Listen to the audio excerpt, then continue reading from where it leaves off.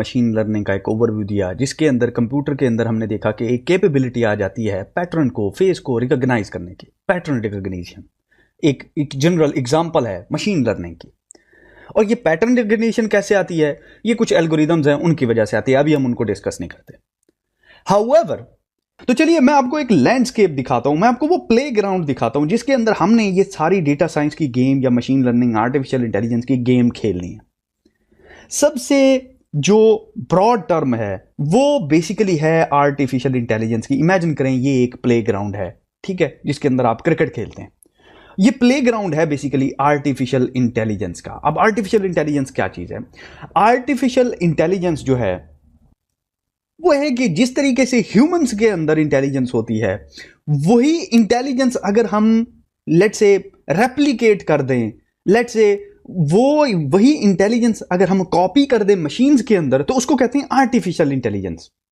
अब artificial intelligence basically दो तरीके की एग्जिस्ट करती है। नॉर्मल आर्टिफिशियल इंटेलिजेंस जो है वो है स्पेसिफिक आर्टिफिशियल इंटेलिजेंस। मिसाल के तौर पे आर्टिफिशियल इंटेलिजेंस की जितनी भी आप एप्लीकेशंस देखने वाले हैं वो स्पेसिफिक टू अ जॉब हैं। मिसाल के तौर पे सेल्फ ड्राइविंग कार है, मिसाल के तौर पे फेशियल रिकॉग्निशन है जो आपके फोन के अंदर है।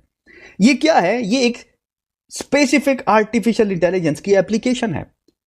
अब इमेजिन करें एक सेल्फ ड्राइविंग कार है टेस्ला, जो कि बेहतरीन तरीके से सेल्फ ड्राइव करती है कार को।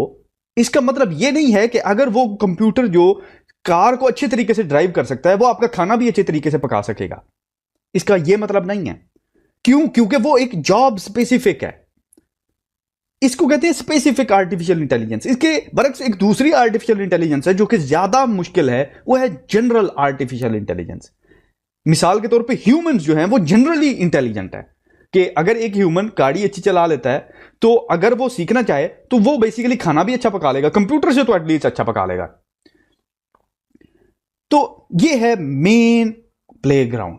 अब इस आर्टिफिशियल इंटेलिजेंस के अंदर बेसिकली एक और फील्ड एग्जिस्ट करता है जिसको बेसिकली कहते हैं मशीन लर्निंग। मैं इसको एमएल कह रहा हूं, मशीन लर्निंग।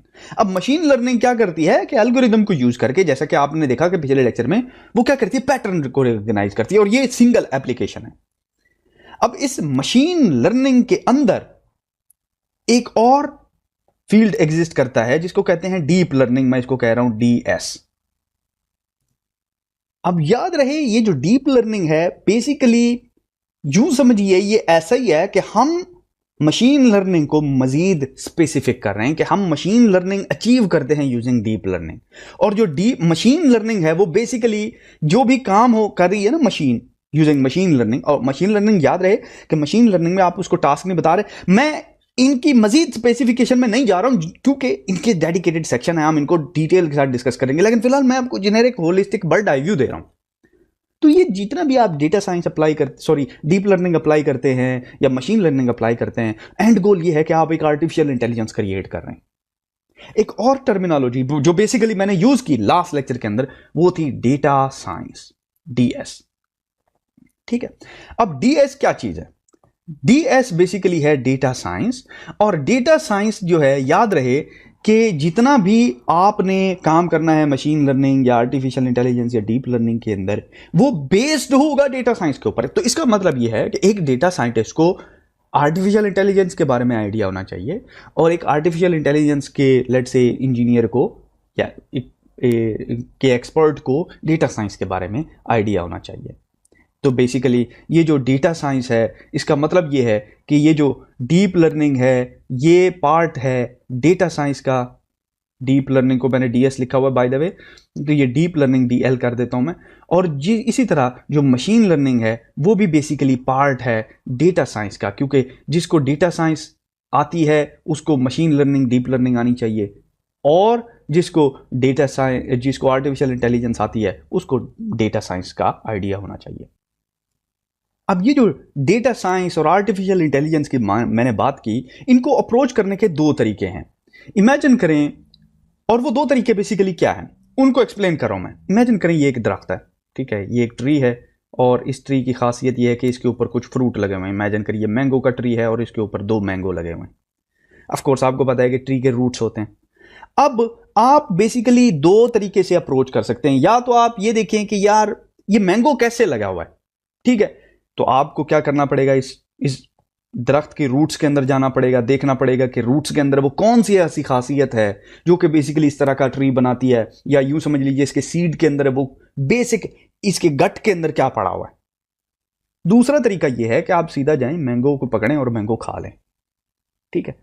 तो इधर आप रूट की तरफ जा सकते हैं या फिर आप फ्रूट की तरफ जा सकते हैं। इसका मतलब यह है कि ये जो डेटा साइंस और आर्टिफिशियल इंटेलिजेंस है, इसको दो तरीके से हम अप्रोच कर सकते हैं। या तो हम इनकी रूट को देखें कि ये इनके पीछे जो मैथमेटिकल एल्गोरिदम्स हैं वो कैसे डिवाइस करने, उसको डिजाइन कैसे करना है, एक तो ये। दूसरा, हम इनकी एप्लीकेशंस को देखें।